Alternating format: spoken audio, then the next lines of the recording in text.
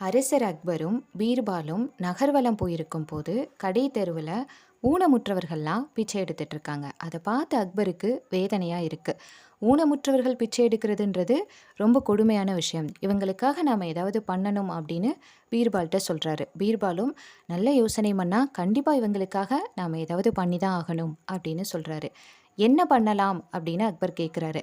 அவங்களோட அதிகபட்ச தேவையே சாப்பாடாக தான் இருக்கும். அந்த சாப்பாடை 3 வேளையும் பசியார நாமளே கொடுத்துடலாம் அப்படின்னு சொல்கிறாரு. மன்னரும் சரின்னு சொல்லி மறுநாள்ல இருந்து ஊனமுற்றவர்களுக்கான சாப்பாடு ஒரு பொதுவான இடத்துல வழங்கப்படுது. அவங்களும் சாப்பிட்டு சந்தோஷமாக இருக்காங்க. இது நல்ல திட்டமாகவே இருந்தாலும் சில சோம்பேறிகள் போலியா ஊனமுற்றவர்கள் மாதிரி நடித்து வந்து சாப்பிட்டுட்டு இருக்காங்க. இதனால் அவங்களோட சோம்பேறித்தனமும் அதிகமாகுது. ஆட்கள் அதிகமாக அதிகமாக அதுக்கான செலவும் அதிகமாகிட்டே போகுது. அதை பார்த்து அக்பர், இதில் இப்படி ஒரு சிக்கல் வந்துடுச்சே, இந்த திட்டத்தை நாம் கொண்டு வந்திருக்க கூடாதோ அப்படின்ற மாதிரி ஃபீல் பண்ணுறாரு. அதை கேட்டு பீர்பால், கவலைப்படாதீங்க மன்னா, இதை நான் பார்த்துக்கிறேன் அப்படின்னு சொல்லிட்டு மறுநாள் ஊனமுற்றவர்களுக்காக சாப்பாடு வழங்குற இடத்துக்கு போகிறாரு.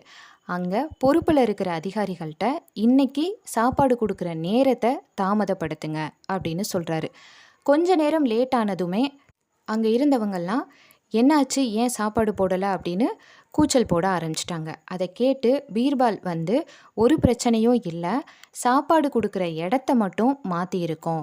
பக்கத்து தெருவில் ஒரு இடத்துல உங்களுக்கான சாப்பாடு இருக்குது, அங்கே போய் சாப்பிட்டுக்கோங்க அப்படின்னு அவர் சொல்லி முடிக்கிறதுக்குள்ளே போலியாக நடிச்சிட்டு இருந்தவங்கெல்லாம் எழுந்து ஓட ஆரம்பிச்சிட்டாங்க.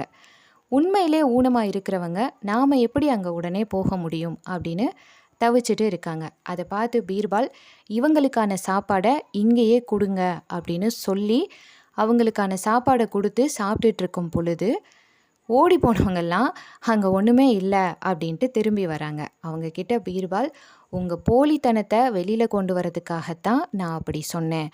இனி யாராவது போலியாக நடிச்சிட்டு வந்து சாப்பாடு கேட்டால் கைது செய்யப்படுவீங்க அப்படின்னு சொல்லி துரத்தி விட்டுட்டாரு.